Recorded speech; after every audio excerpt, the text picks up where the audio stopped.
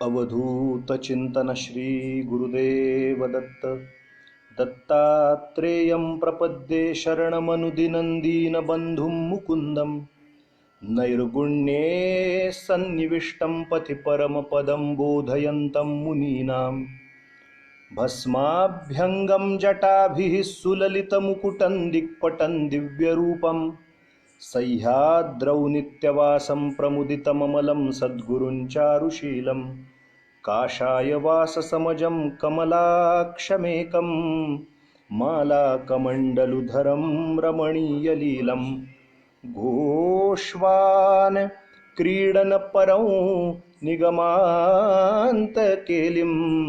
देवत्रयात्मकमहं सततं नतोऽस्मि कामं कल्पद्रुमो ह्येष साधुवृन्दानुसेवितः दत्तात्रेयो महायोगी कलौ श्रीपादवल्लभः अवधूतचिंतन श्री गुरुदेव दत्त श्रीपाद श्रीवल्लभ श्री महाराज की जय। श्रीमद् वासुदेवानंद सरस्वती स्वामी महाराज की जय। श्रीमद् रंगावधूत स्वामी महाराज की जय। परशुराम महाराज की जय। अवधूत चिंतन श्री गुरुदेव दत्त दत्त दत्त। श्रीपाद श्री वल्लभ या फेसबुक पेजवरती आत्ता उपस्थित असलेल्या सगळ्या दत्तभक्तांना, गुरुभक्तांना आणि हा व्हिडिओ पुन्हा यूट्यूबवरती नंतर पाहणाऱ्या सगळ्या दत्तभक्तांना, गुरुभक्तांना, भगवत भक्तांना प्रेमपूर्वक नमस्कार। आज तसं पाहता अक्षय तृतीया म्हणजे वैशाखातली तृतीया ही तिथी आहे, पण तृतीया ही तिथी 2 दिवस आल्यामुळे आज संध्याकाळ नंतर तृतीया लागली आहे आणि उद्याच्या दिवशी पण तृतीया आहे, म्हणून अक्षय तृतीया 3:30 मुहूर्तातला जो एक महत्त्वाचा मुहूर्त असतो तो पर्वकाळ उद्याच्या दिवशी आहे 26 तारखेला, आणि आजच्या दिवशी तृतीयेचा अर्धा भाग सुरू झाल्यामुळे आणि त्यात सुद्धा परशुराम जयंती ही अक्षतृतीयेला नेहमी असते, परंतु तृतीया विभागली गेलेली असल्यामुळे नमस्कार सगळ्यांना नमस्कार। निलेश केळकर सगळेजण गुरुदेव दत्त लिहितायत, नमस्कार बुवा म्हणतायत, नमस्कार सगळ्यांना नमस्कार। सगळ्यांची नावं घेत नाही, आता मूळ मुद्द्याकडे वळूया। तर 2 विभागामध्ये परशुराम जयंती म्हणून जी आहे ती संध्याकाळची झालेली असल्यामुळे, परशुरामांचा जन्म हा संध्याकाळचा प्रदोषकाळी झालेला असल्यामुळे तृतीया जी आहे ती आज दुपारनंतर लागल्यामुळे परशुराम जयंती आज साजरी सर्वत्र सगळे उत्साहानं करतायत, आणि उद्या मात्र अक्षय तृतीया हा जो पर्वकाळ आहे तो उद्या होईल असा विषय एकंदरीत आलेला आहे। आता आपला जो उपासना अंतर्गत या विषयाला धरून आपण जी रोजची चर्चा करायचं ठरवतोय त्या विषयाला धरून मुळातली आपली जरा इंटरनेटच्या काही प्रॉब्लेममुळे किंवा थोड्याशा उशिरा सुरू झाल्यामुळे 10 मिनिटं आपली मुळातली गेलेली आहेत हातातली, तरी पण काल आपण बोलताना एक विचार पाहिला की साधनं हाताला धरून साधना करायची आहे आणि साधनांच्या व्यतिरिक्त सुद्धा साधना, उपासना करता आली पाहिजे।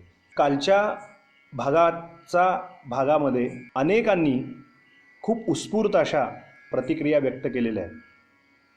काही जणांनी यूट्यूबच्या एपिसोडवरती सुद्धा हाच जो भाग पुढे दुसऱ्या दिवशी यूट्यूबला प्रसारित होतो त्यावरती सुद्धा उत्स्फूर्त अशा प्रतिक्रिया व्यक्त केलेल्या आहेत। खूप जणांनी सांगितलं की हे चालू ठेवा, रोजच्या रोज अर्धा पाऊण तास का विना पण चालू राहू द्या। तर मी बंद करायचं अशा हेतूनं ते बोललेलो नसून रोजच्या रोज सलग चालूच आहे 20-23 दिवस, तर कुठेतरी थोडं थांबूया आणि मग सुरू करूया असा विचार होता, किंवा अजूनही त्यावर विचार आहे।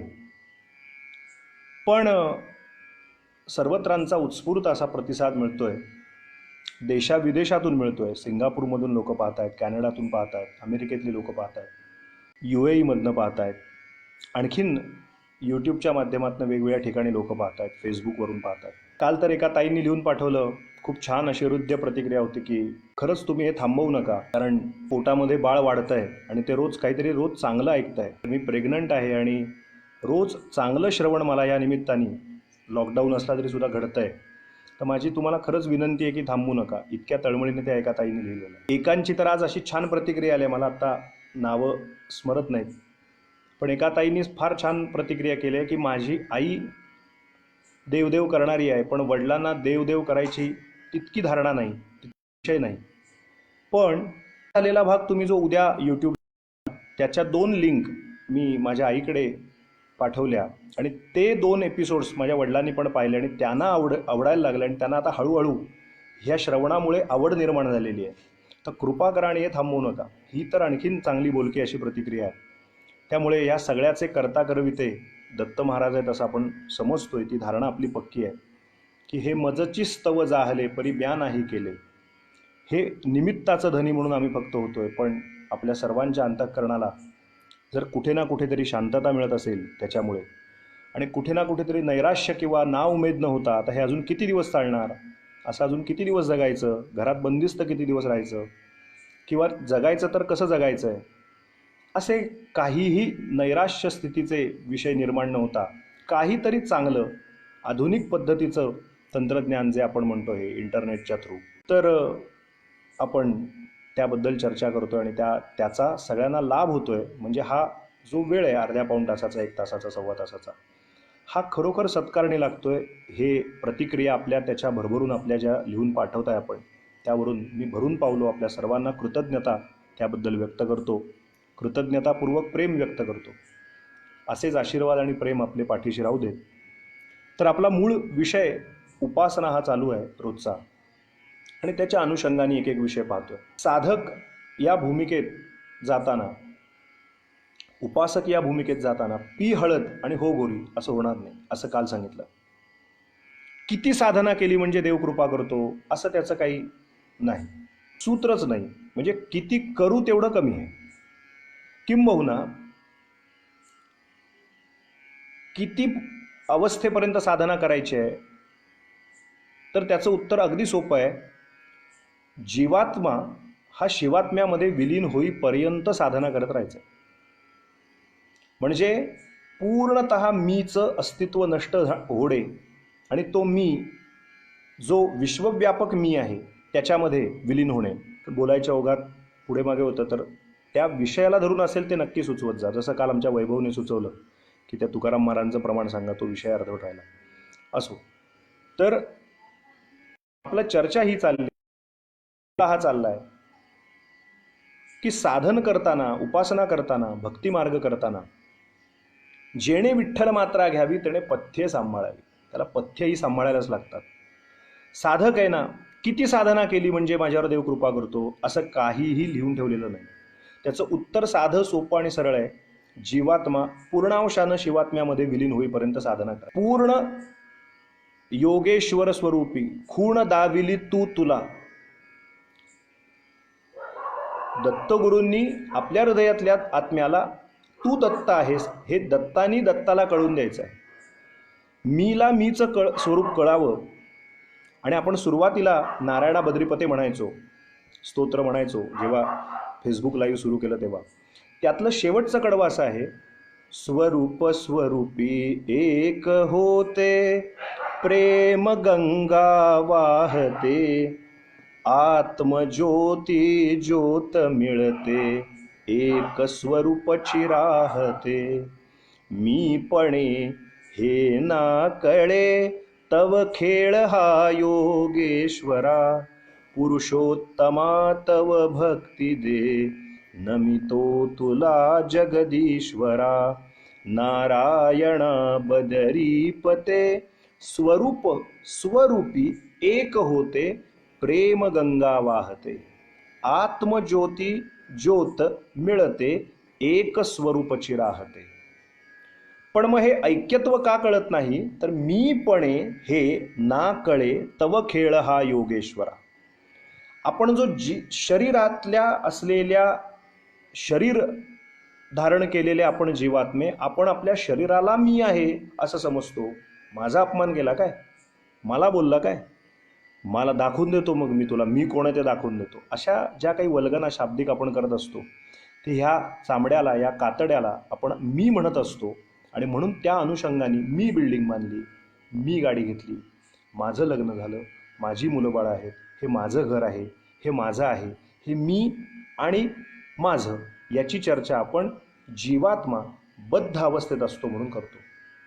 पण याच्या पलीकडच्या प्लॅटफॉर्मला, पलीकडच्या उच्च स्थितीवरती जाऊन परमार्थशास्त्र सांगतं की त्या शरीराच्या ठिकाणी असलेला जो मी आहे, तो तू हे शरीर, तुझ्या शरीराच्या ठिकाणी आतमध्ये जे दत्त महाराज बसले, जे या शरीराला चालवत आहेत, भ्रामयन सर्वभूतानी यंत्रारूढानी मायया, गीता.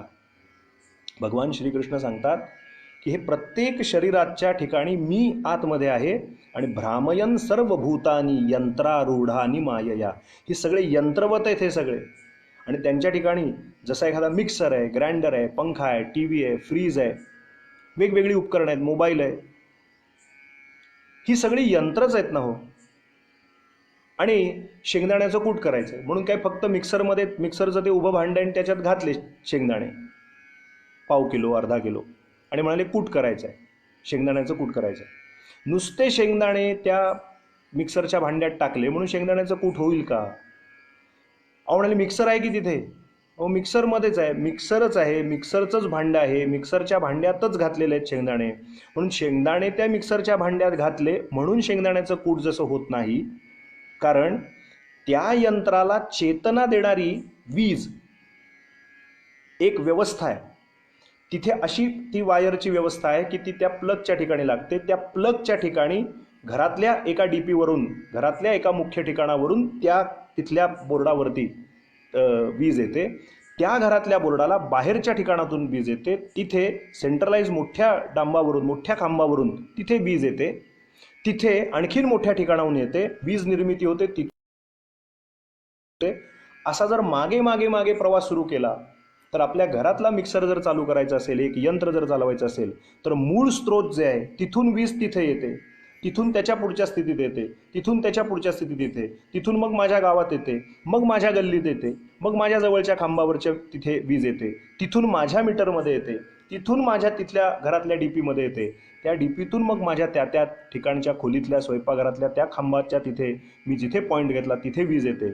आणि त्या विजेचा आणि जोडून ठेवलेल्या व्यवस्थेचा कनेक्टिव्हिटी झाली, ते एकत्र एकमेकांना जुळले की ती वीज त्या यंत्रात जाते आणि ते यंत्र गर गर गर गर फिरायला लागलं की मग ते दाणे क्रश होतात, म्हणजे ढवळले जातात. क्रशिंग होतं म्हणजे त्या दाण्याला पिसलं जातं, त्याला त्याची भुकटी तयार होते. म्हणजे एक दाणे, शेंगदाणे जर एका यंत्रात घालायचे असतील आणि त्याचं जर कूट करायचं असेल तर मागे एवढी वीज कारणीभूत असते.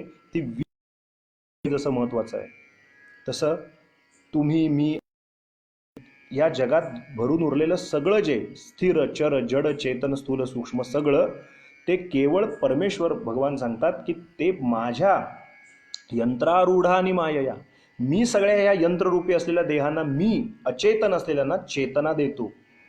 मी सर्वांच्या ठिकाणी आहे आणि त्यामुळे हे सगळी यंत्रवत ही सृष्टी सगळी चाललेली आहे. ही सगळी यंत्र बोलतायत, खातायत, पितायत, उठतायत, बसतायत, जातात, येतात. कधीतरी आत्मचिंतन करून की माझ्या हृदयाच्या ठिकाणी अत्रिपुत्र भगवान नृसिंह सरस्वती आहेत, श्रीपाद श्रीवल्लभ आहेत, ज्यांना कुणाला मानत असाल, अक्कलकोट स्वामी आहेत, गजानन महाराज आहेत, शिर्डी साईनाथ आहेत, आणि हे सगळे आहेत म्हणून हे आहे.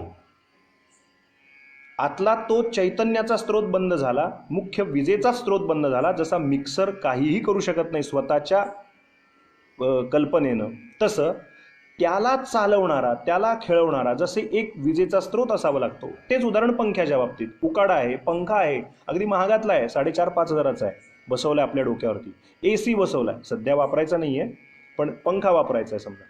पण पंखा अगदी 5 हजाराचा फॅन आणून बसवला, पण वीजच नसेल तर उपयोग काय? TV 62 इंची, 55 इंची, 60 इंची TV, पण वीजच नसेल तर ते यंत्र चालणार कसं? तसं तुम्ही ब्राह्मण असा, क्षत्रिय असा, वैश्य असा, शूद्र असा, स्त्री असा, पुरुष असा, कोणीही असा, कुठलेही जीव असा, पण आत जर चैतन्य नसेल तर हे यंत्र चालणार कसं? म्हणून या यंत्राचा बोलविता धनी, या यंत्राला खेळवणारा, चालवणारा, ती परमशक्ती, ती गाठायची असेल तर तरुणोपाय नाही, उपासना करण्याशिवाय तरुणोपाय नाही, अनन्य शरण होऊन भक्ती करण्याशिवाय पर्याय नाही. ती करत असताना काल एक कोटी सांगितली होती की साधना ती साधी नाही आहे, पण सद्गुरू येतात, संत सत्पुरुष आयुष्यात येतात, ट्विस्टिंग पॉईंट येतो, टर्निंग पॉईंट येतो आणि ते म्हणतात साधना हाच एक तुझ्या आयुष्यात संधीचा वेळ आहे की या दरम्यान तू जर काही नाम घेतलंस, काही उपासना केलीस, काही आराधना केलीस, काही भजन भगवत भक्ती केलीस, काही पोथ्या वाचल्यास, काही पुराणं केलीस, काही तीर्थयात्रा केल्यास, हीच तुला संधी आहे. साधना हीच संधी साधायची, त्याला साधना असं म्हणतात. पण ती साधी नाही आहे साधना, त्यासाठी खूप घासावं लागतं, खूप काही करावं लागतं. आणि म्हणून ज्या 4 गोष्टीची अत्यावश्यकता आहे त्या 4 गोष्टी मी काल आपल्याला सांगितल्या होत्या. त्यातली पहिली गोष्ट होती नित्यानित्य वस्तू विवेक, त्याला ॲसेट्स असं सांगितलं होतं काल, आपल्याला आठवत असेल तर. ॲसेट्स म्हणजे जमेच्या बाजू. काल बोललोय, आज काही नवीन चेहरे दिसत आहेत समोर म्हणून सांगतोय. फक्त खुलासा, एखादा व्यवसाय करताना आपण जमेच्या बाजू पाहतो. एखादा प्रवास करायचा आहे, काल व्यवसायाचं उदाहरण दिलं, आज प्रवासाचं सांगतो. प्रवास करताना एखाद्या ठिकाणी आपल्याला 7 दिवस जाऊन एखाद्या तीर्थक्षेत्राला राहायचं आहे. आपण जो ग्रुप असतो आपला, आपण म्हणतो हां तू असं कर, तू चटणी वगैरे ते काही असेल ते पराठे वगैरे तू घेऊन ये, म्हणजे ती एक जमेची बाजू आहे काहीतरी.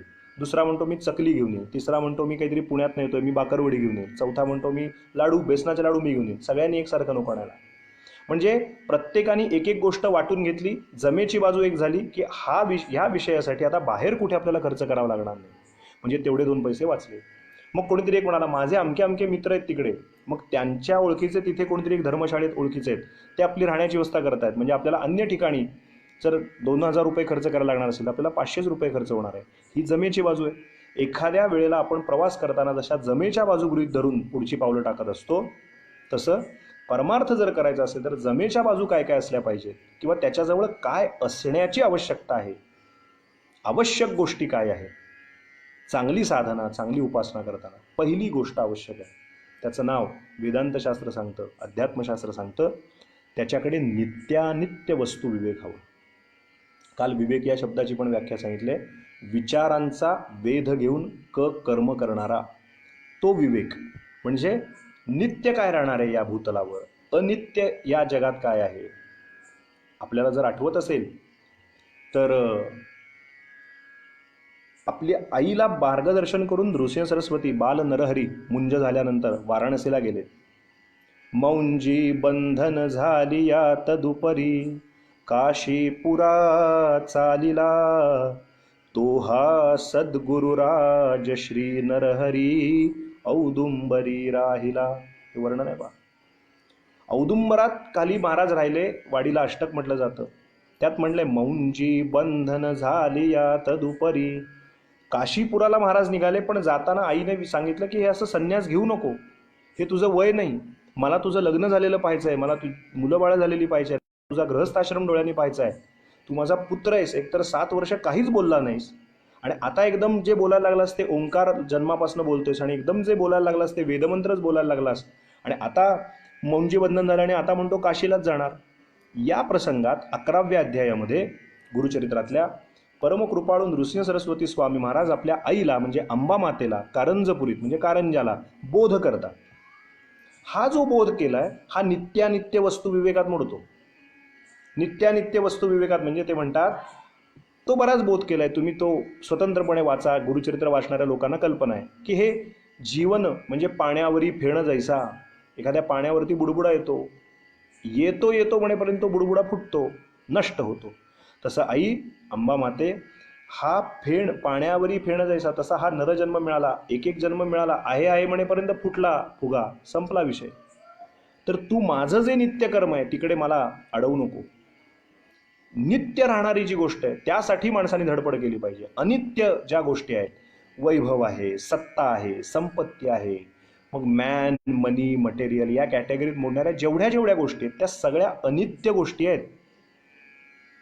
आपण जेव्हा जेव्हा हे डोक्यात पक्क घेऊ, सध्या पाहतो स्वाभाविक आहे ते. मी सगळ्यात सरसकट सगळेच तसे आहेत असं मुळीच म्हणणार नाही, माझं तसं मत नाही. काही आदर्श असे पण राजकारणी आहेत की जे कर्तव्य कर्मांना पहिल्यांदा प्राधान्य देतात, अतिशय पोटतिडकीनं आपल्या जनतेला म्हणजे ज्यांची जबाबदारी आपण स्वीकारली आहे त्यांचं पालन पोषण करण्यात तत्परता दाखवतात. पण काही राजकारणी, बहुतांशी राजकारणी, बरं हे केवळ भारतापुरतं म्हणत नाही, जागतिक स्वरूपामध्ये असं स्वरूप आहे की जे राजकीय स्थितीत सत्तेवरती आहेत, जे आपापल्या प्रभागात, क्षेत्रात, अगदी ग्रामपंचायतीच्या पातळीपासून ते अगदी देशाच्या पातळीपर्यंत सत्ता करतात प्रसंगी, त्या ठिकाणी जनतेमुळे आपण आहोत हा भाव गेलेला असतो आणि उन्मत्तपणा येतो आणि मग त्या ठिकाणी वाटेल तसं अनाचाराने, स्वैराचाराने वागलं जातं. त्या राजकारण्यांनी हे लक्षात ठेवावं की सत्ता ही कायमस्वरूपी एकसारखी नसते. 5 वर्षांनी बदलते वगैरे वगैरे, गोष्टी वेगळ्या. पण आज आपण दुष्टपणे वागतोय, वागतोय, आज आपल्या हातात सत्ता आहे म्हणून कसंही वागतोय. पण आपण जी जी करतो ती आपल्याला रिफ्लेक्शन, ती पुन्हा आपल्यावरती येतात आणि इतक्या जोरकसपणे आदळतात की आपल्याला पुन्हा भुईतनं वर डोकं काढायला सुद्धा वेळ मिळत नाही. म्हणून सत्ता, पैसा, इब्रत, घर, बंगला, नाव, नेम, फेम, ज्याला प्रसिद्धी म्हणतात, एकसारखी राहते का हो? प्रसिद्धीला गेलेला माणूस एकसारखा प्रसिद्धीला गेला, अपप्रसिद्धी होते. प्रचार जसा चांगला होतो, अपप्रचार पण होतो. म्हणजे आज धनवान आहे, उद्या कदाचित नसेल. आपण आता गेल्या 1.5-2 वर्षातल्या, 3 वर्षातल्या जरा राजकीय परिस्थिती बघा, भारतातल्या एक नामवंत लोकांची. पण मी फक्त हिंट देतो, आपल्याला लक्षात येईल. मोठ्या मोठ्या क्रिकेटचे संघ विकत घेणारे मंडळी, त्यांच्याबरोबर त्यांच्या पार्ट्या होत आहेत, त्यांच्या अन्य गोष्टी घडत आहेत. वाटेल तसा पैसा एकेका खेळाडूला, गोरगरिबाला 9,000 10,000 कमवायला नाकी नऊ येत आहेत. पण एकेका खेळाडूला एकेका 30 दिवसासाठी, फक्त 30 दिवसाच्या खेळात 10-15च फक्त मॅच होतील, पण तेवढ्या मॅचेससाठी एकेका खेळाडूला 9-9 कोटी, 13-13 कोटी, 15-15 कोटीच्या बोली लावत आहेत. पैसा खिशात आहे. पण आज तीच मंडळी भिकेला आहेत आणि ते जामिनासाठी अर्ज करतायत. आपल्या लक्षात आलं असेल मला काय म्हणायचं ते. त्यांच्या संपत्तींचा लिलाव सरकार परस्पर करत आहे. मला काय सांगायचं आहे, मी उदाहरण एवढ्यासाठी सांगतोय, कोणाची नावं घेऊन आपल्याला तोंड भ्रष्ट करायचं नाही. पण मला मुद्दा जो सांगायचा तो आपल्या लक्षात आला असेल की ती सत्ता, ती संपत्ती कायम अबाधित राहत नाही, बदलत असते. म्हणजे अनित्य आहे, ती नित्य नाही आहे. मग नित्य राहणारी गोष्ट कुठली आहे? बघा, नाव राजकारण्यांचं सुद्धा निघतं आणि संत महात्म्यांचं पण निघतं. पण कालांतराने राजकारण्यांचं, ढोंगी माणसांची नावं कालांतराने कालबाह्य होऊन जातात. त्यांनी स्वतःच, त्यांना खात्री नसते म्हणून आपल्याच जिवंतपणे आपले पुतळे उभे करतात. आपल्याच जिवंतपणे आपण राहतो त्या नगराला, आपल्या त्या रस्त्याला आपापली नावं सुद्धा ती देऊन मोकळे होतात. पण कालांतराने त्या रस्त्यावर, त्यांच्या नावावर, त्यांच्या त्या पुतळ्यावर कावळे चिमणी काय प्रकार करतात तेही आपण पाहतो. पण त्याच्या उलट 700 वर्ष झाली तरी ज्ञानेश्वर महाराजांना श्रद्धेने पूजलं जात आहे, तुकाराम महाराजांना श्रद्धेने पूजलं जात आहे, एकनाथ महाराजांचं नाव घेतलं जात आहे. 100 वर्ष झाली तरी टेंबे स्वामींचं नाव मात्र अजूनही निघत आहे. याच्या मागे काय कारण आहे? कारण त्यांनी नित्याचा, शाश्वताचा, अनंताचा ध्यास घेतला होता. आणि आपण जे सगळे आहोत, मॅन, मनी आणि मटेरियलमध्ये जगणारे आपण जीव, आपण फक्त धावतोय कशासाठी?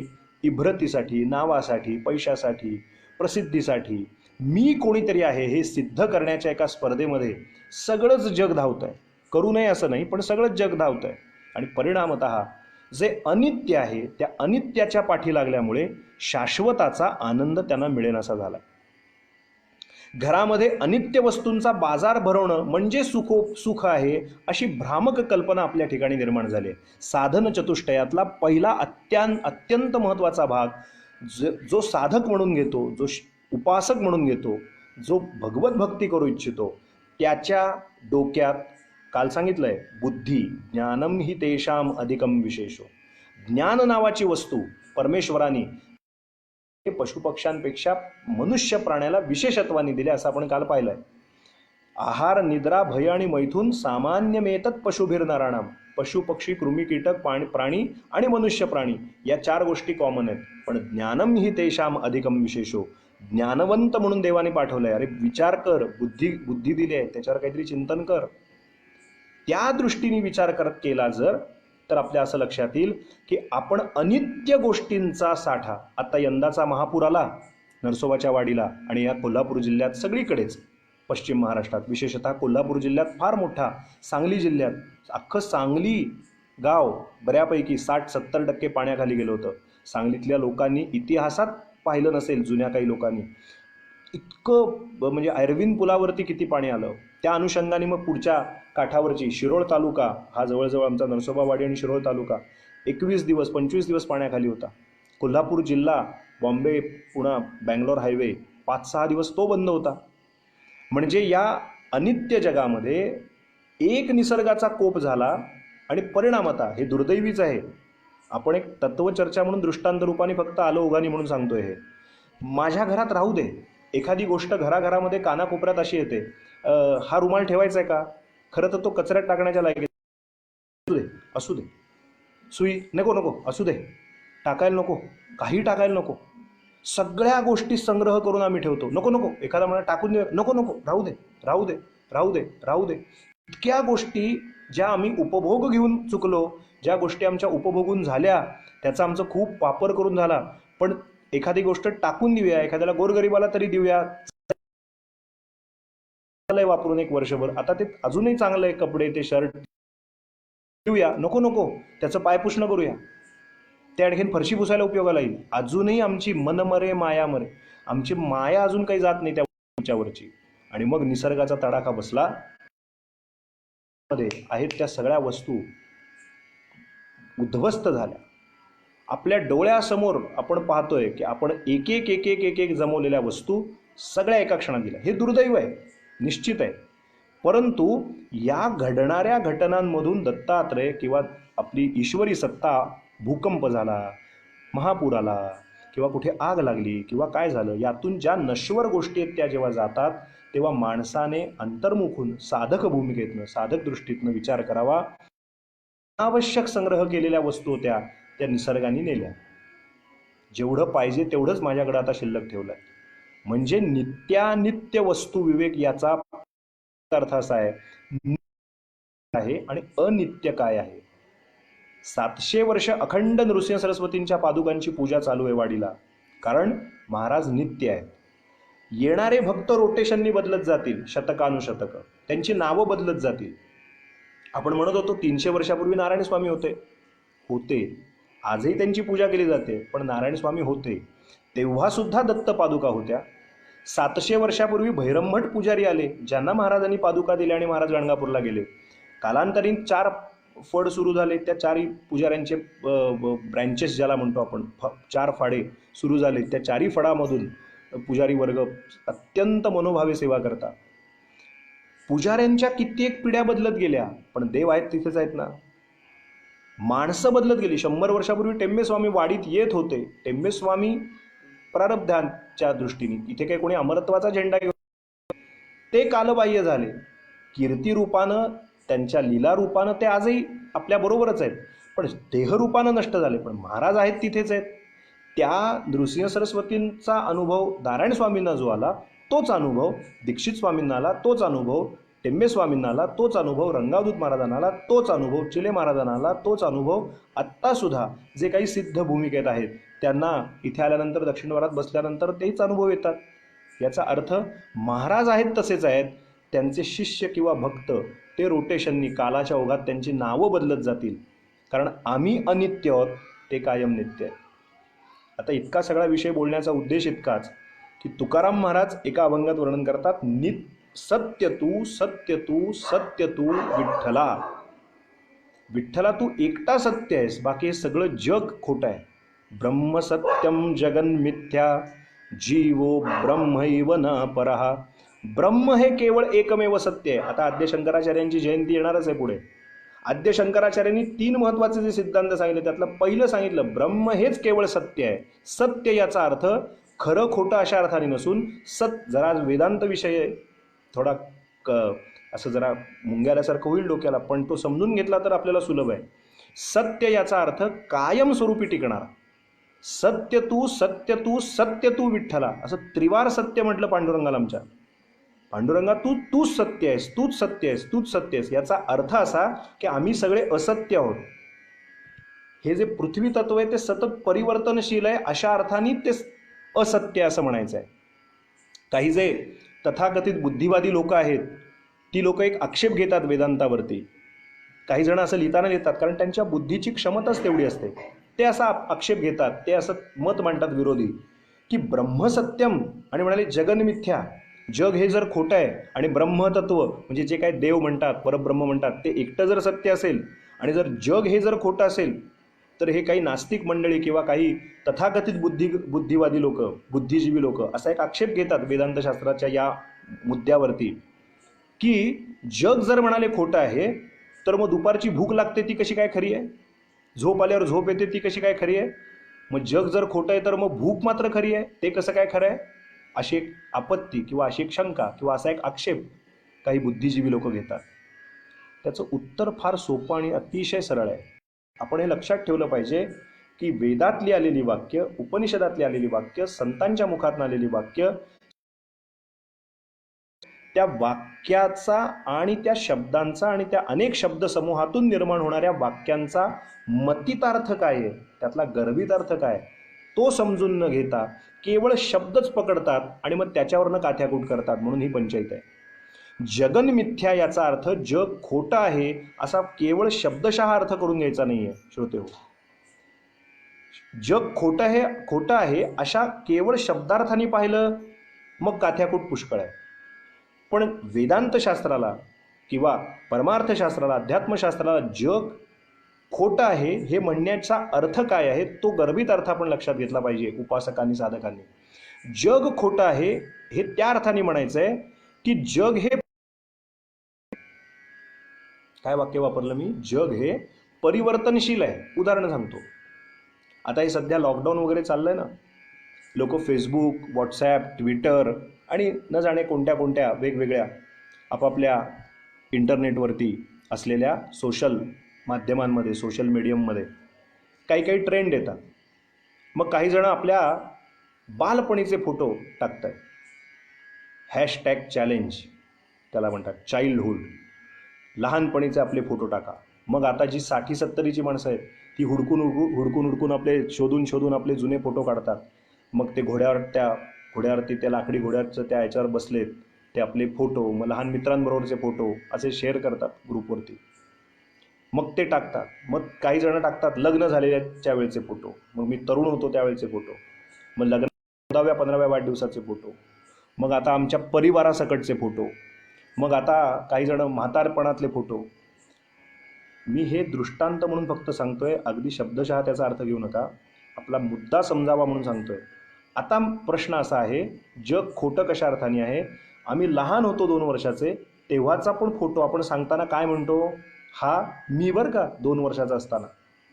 मग आपण म्हणतो हा मी बरं का 14 वर्षाचा होतो तेव्हा, 9वीत होतो, नुकतंच 9वी सोडली आणि 10वीत गेलो, हा तेव्हाचा फोटो आहे, डिस्क्रिप्शनला लिहितो. मग हा मी माझा विवाह झाल्यानंतरचा हा फोटो आहे, ॲट द एज ऑफ 26 ऐन तारुण्यात असतानाचा फोटो आहे, एकदम पिळदार शरीर. हा माझा 50शीतला फोटो आहे, आता हे केस पांढरे व्हायला लागलेत, बाकी सगळे दात बीत पडायला लागलेत, हा 55ला माझा फोटो आहे. हा माझा आता 70ला आत्ताचा फोटो आहे, अगदी आत्ताचा. पण म्हणताना काय म्हणतो, माझा फोटो आहे. मग एखाद्याने जर शंका विचारली की अरे काका, तुम्ही आता ही दाढी बिडी पांढरी झाली आणि तुम्ही ते आत्ता असे दिसता आणि हे तुम्ही नव्हे, हे तुम्ही जे आधीचा फोटो दाखवला लहानपणीचा हे तुम्ही नव्हे, असं जर कोणी म्हटलं तर काय म्हणतो आपण, नाही तो मीच आहे पण लहानपणीचा आहे. म्हणजे लहानपणापासून वार्धक्यापर्यंत आपण तेच असतो. आपण म्हणताना म्हणतो हा माझा फोटो आहे, पण आपण चिंतन हे केलं पाहिजे की आत्ता उंच, पुरा, धट्टा कट्टा, 85 किलोचा, 80 किलोचा, दात आहेत नाहीत, ऐकायला येतंय नाही, केस पांढरे झालेत, कसं आहे काय आहे, जे आहे ते आत्ताचा मी आणि पूर्वीचा मी, म्हणजे वन्स अपॉन अ टाईम पूर्वीचा मी, 2 वर्षाचा मी, अगदी पाळण्यातला मी, ते आत्ताचा मी. इथं माझ्या शारीरिक, मानसिक, भावनिक अवस्था बदलत गेल्या, म्हणजे त्या टप्प्यावरती माझं जगही बदलत गेलं. जे सतत परिवर्तनशील असतं, जे सतत परिवर्तित होत असतं, जे मी 1.5-2 वर्षाचा होतो तो 5 वर्षाच्या वेळेला नसतो, जो मी 5 वर्षाचा असतो तो 10व्या वर्षाला नसतो, जो मी 10व्या वर्षाचा असतो ती समज, ती बुद्धी, त्या भावना माझ्या 20व्या वर्षी नसतात, जो मी 20व्या वर्षीचा असतो त्या भावना माझ्या 50व्या वर्षी नसतात. आणि ज्या मी 50 वर्षाचा असतो त्यावेळची शारीरिक, मानसिक, बौद्धिक, भावनिक माझ्या गरजा, माझी अवस्था ही बालवयासारखी नसते. लहान वय जेव्हा असतं तेव्हा खेळावं, दंगा करावा, आणखीन वेगवेगळ्या खेळामध्ये रममाण व्हावं. आता एखादा 70 वर्षाची जर 7-8 माणसं टिपऱ्या खेळत असतील, लगोरी खेळत असतील, लपाछपी खेळत असतील, डब्बा एक्सप्रेस खेळत असतील तर किती हास्यास्पद वाटेल ते. 70 वर्षाचे म्हातारे आजोबा, 80 वर्षाचे म्हातारे काहीतरी खेळ खेळत असतील तर ते कसं विचित्र वाटेल.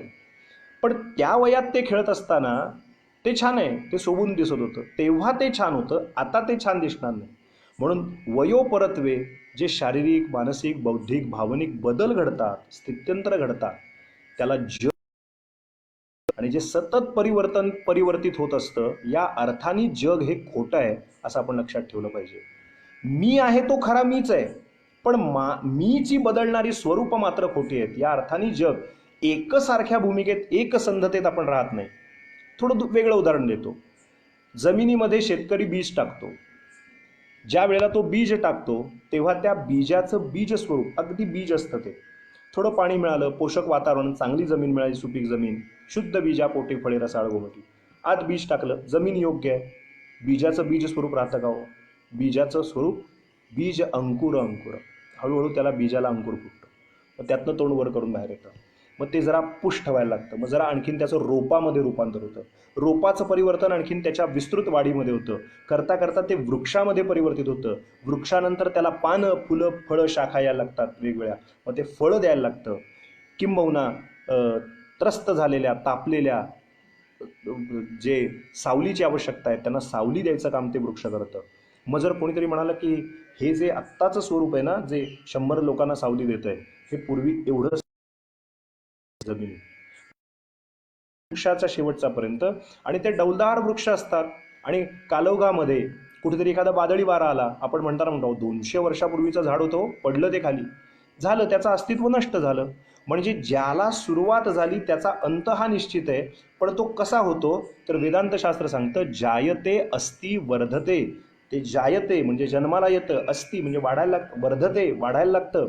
म्हणजे एक टप्पा सुरू होतो त्याचा, 1 2 3 4 5 6, जायते अस्ति वर्धते, एक एक एक एक एक एक टप्पे करतो, विपरिणमते आणि क्षीयते. नंतर शेवटचा 6वा टप्पा सांगितला, संपतं, त्याचा विषय संपतो, निकालात निघतो.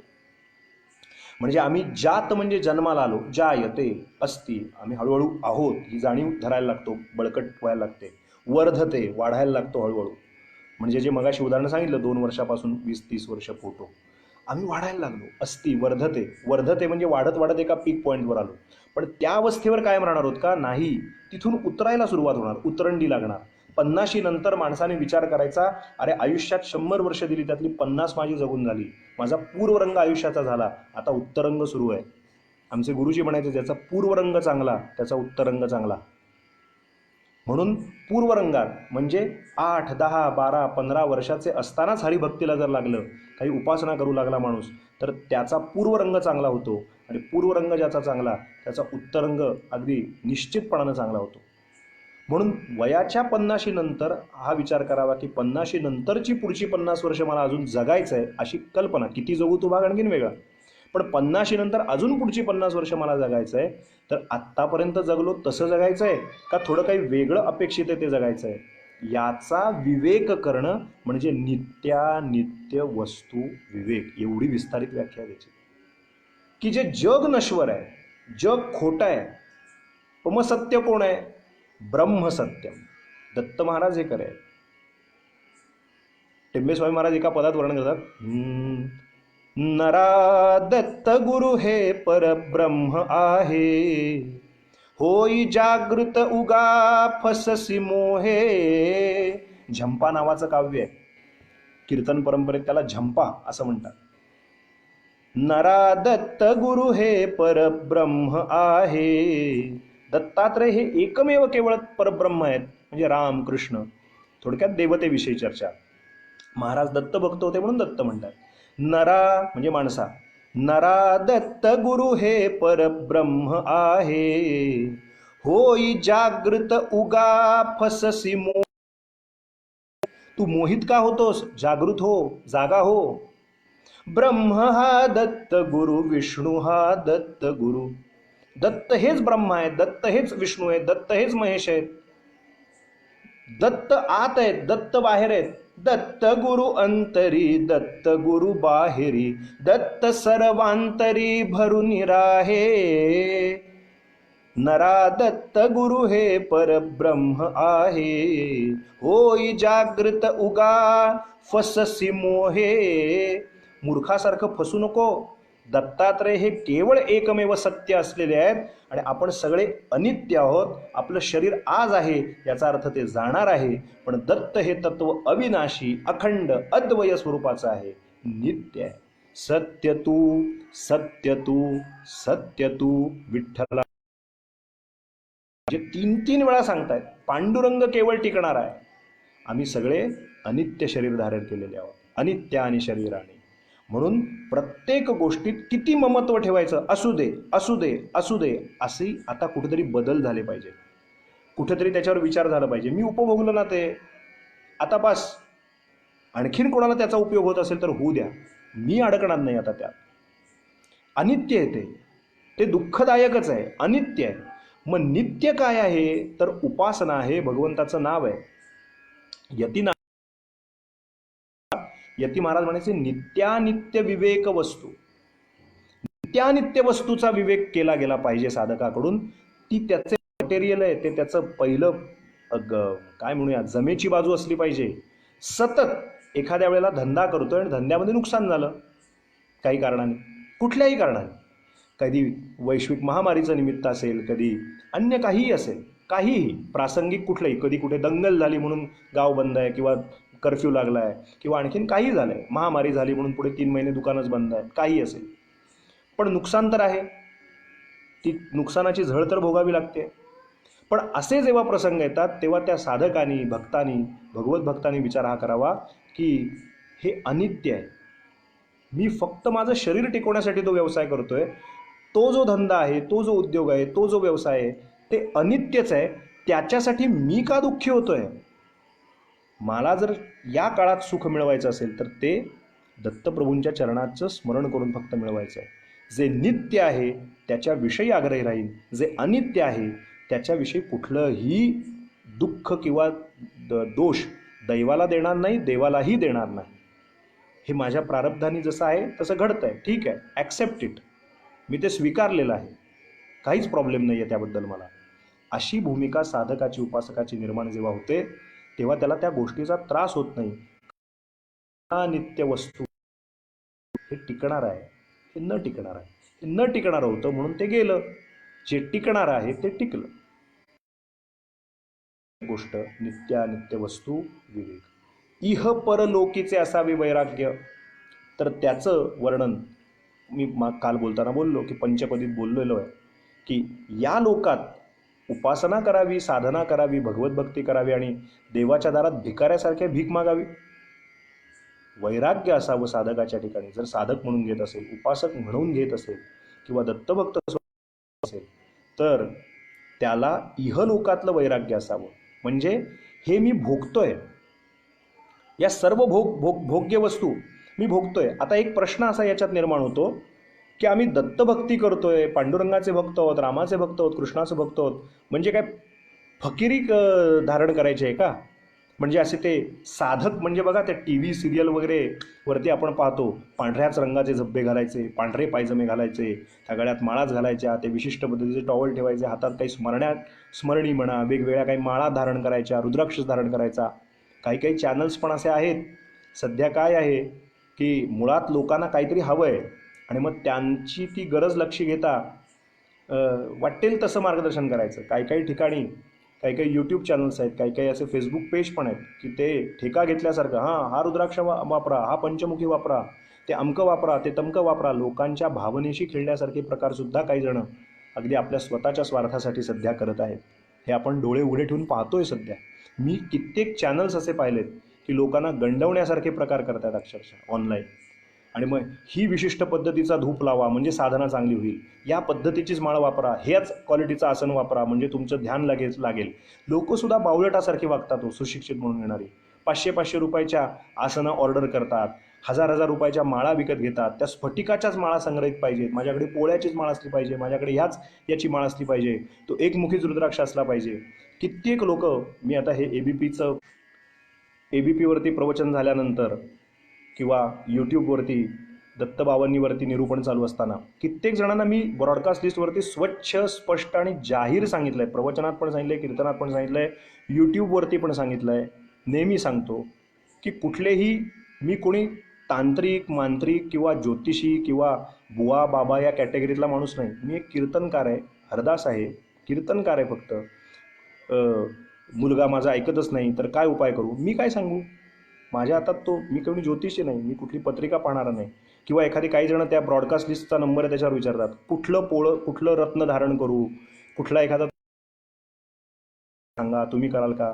तो माझा व्यवसाय नाही. अगदी हात जोडून प्रार्थना करून सांगतो, फक्त तत्त्वज्ञान आणि आपला जो हा भाव आहे, संतांची जी वाक्याची प्रमाण आहे ती फक्त चॅनलच्या थ्रू आपल्यापुढे ठेवायचं. ते माध्यम आहे, मीडियम म्हणून फक्त. कुठलाही त्याच्या अनुषंगाने असलेले पेन, पुस्तकं, गळा, माळा किंवा अंगारे, धुपारे हा व्यवसाय आमचा नाही. इतर कोणाला त्याच्याबद्दल काय करायचं असेल तर ते अगदी आवर्जून करोत. आणि त्याला बळी जाणारी लोकंसुद्धा पुष्कळ आहेत, ती पण मी डोळ्यांनी पाहिलेली आहेत. तर कित्येक लोकांना याच्या आधी पण सांगितलं आहे, आज पण सांगतो, या माध्यमातून पुढे व्हिडिओ हा पाहतील त्या लोकांसाठी विशेष नोंद करून ठेवावी की कुठल्याही प्रापंचिक गोष्टीचं सॉल्युशन सांगण्याचं माझ्याकडे काहीच नाही. आपण सगळे सर्वसामान्य जीव आहोत, तसा मी एक सर्वसामान्य जीव आहे. माझ्या ठिकाणी जे काही वाचनात, उपासनेत, सद्गुरूंच्या सहवासात, संतांच्या सहवासात ऐकलं आहे तेवढं फक्त प्रांजळ आणि प्रामाणिकपणे आपल्यापुढे ठेवणं. बाकी कुठलाही त्याचा म्हणतात ना साईड बिझनेस, कीर्तन प्रवचना व्यतिरिक्तचा, हे माझं पुस्तक आहे, हे माझं माळा आहेत, हे माझं असं आहे, असं काहीही माझ्याकडे नाही. आमची प्रॉपर्टी फक्त एकच आहे, माझ्या वडिलांची मिराशी गा, तुझी चरणसेवा पांडुरंगा. हे जे तुकाराम महाराज म्हणे तसं वंश परंपरा चालत आलेली सेवा दत्त महाराज करून घेत आहेत, ती त्यांची करत राहणं एवढीच आमची प्रॉपर्टी आहे, वंश परंपरागत आलेली. या व्यतिरिक्त कुणाला विभ्रमित करायचं नाही, हे अगदी 200% काम आहे. मला काय सांगायचं आहे की या पद्धतीने लोक अडकत जातात, नित्य काय तिकडे जात नाही, इह परलोकीच आहे. व्यवहारातलं देवाकडे मागायचं आणि भीक मागायची, देवाला तरी आवडत असेल का ते? तो भक्तच नव्हे जो भीक मागतो देवाच्या दरबारात जाऊन. त्यामुळे मला व्यावहारिक सत्तेत काहीतरी मला मिळावं म्हणून देवाच्या दारात काही मागू नये. म्हणून इह लोकातलं वैराग्य असावं आणि परलोकाचं सुद्धा वैराग्य असावं. हे साधन चतुष्टयातलं तिसरं. दुसरं, चौथं मुमुक्षुत्व, त्याच्यावरती आपण बोललो. आणि मग आता येतं शमादी षटक, जे काल बोललो होतो. त्यात पहिलं येतं शम आदी षटक, म्हणजे शम धरून पुढच्या 6 गोष्टी. त्यातलं सर्वात पहिलं येतं, त्याचं नाव आहे शम. 10:30 वाजलेले आहेत, 40-50 मिनटं बहुतेक झालेली आहेत. शम कशाचं करायचं? शम याचा अर्थ काय? तर शम म्हणजे आपल्या लक्षात आलं असेल, आपण म्हणतो तृषा लागली, तृषा म्हणजे तहान, तृषा शमवली. शमन करणे म्हणजे शमन करणे म्हणजे शांत करणे.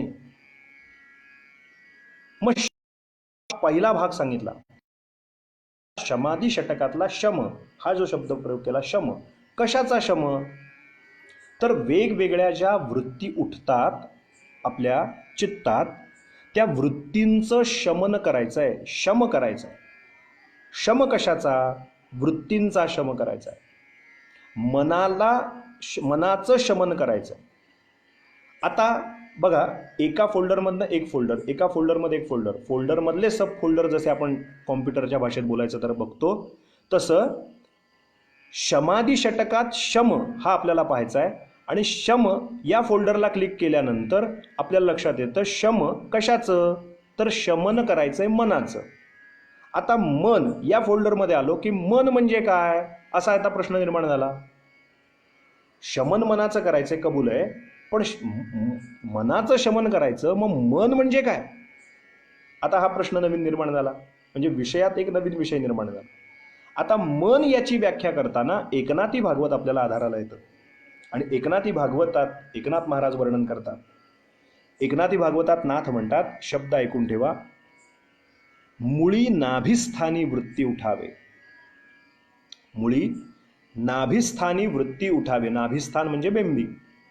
त्वं मूलाधार स्थितोसी नित्यम. मूलाधार चक्राच्या ठिकाणी मंगलमूर्ती वास्तव्याला आहेत असं आपण म्हणतो अथर्वशीर्षात. मुळी नाभिस्थानी वृत्ती उठावे. बेंबीच्या इथे आतल्या बाजूला पोटाच्या इथे जी बेंबी आपण म्हणतो त्या मुळी नाभी, नाभी म्हणजे बेंबी, नाभिस्थानी वृत्ती उठावे. तिथं वृत्ती तयार होतात. तयासी अंतःकरण ऐसे म्हणावे. आपण अंतःकरण म्हणताना असं दाखवतो हृदयापाशी, मग अंतःकरणापासून सांगतो तुला, पण ते अंतःकरण नव्हे श्रोते हो. बेंबीच्या इथे पोटाच्या इथे नाभिस्थानाला, नाभी केंद्राच्या इथे वृत्तीचे कारंजे निर्माण होतात. काय सुंदर वर्णन एकनाथ महाराज करतात बघ. मुळी नाभिस्थानी वृत्ती उठावे तयासी अंतःकरण ऐसे म्हणावे. त्याला अंतःकरण असं म्हणा. आणि तेच वृत्ती जव हृदयी अभिभवे तव मन म्हणती तयासी. आज काय सुंदर व्याख्या आपल्या पुढे ठेवतोय आपण, लक्षात घ्या. फारच सुंदर व्याख्या आहे. मुळी नाभिस्थानी वृत्ती उठावे. नाभिस्थानाच्या ठिकाणी वृत्ती उठतात, त्याला अंतःकरण असं म्हणा. वृत्ती, आता या वृत्तीचा अर्थ काय? असं करूया, असं करूया, मग तसं करूया, नाही असं करूया, असं वाटणं याला वृत्ती म्हणतात.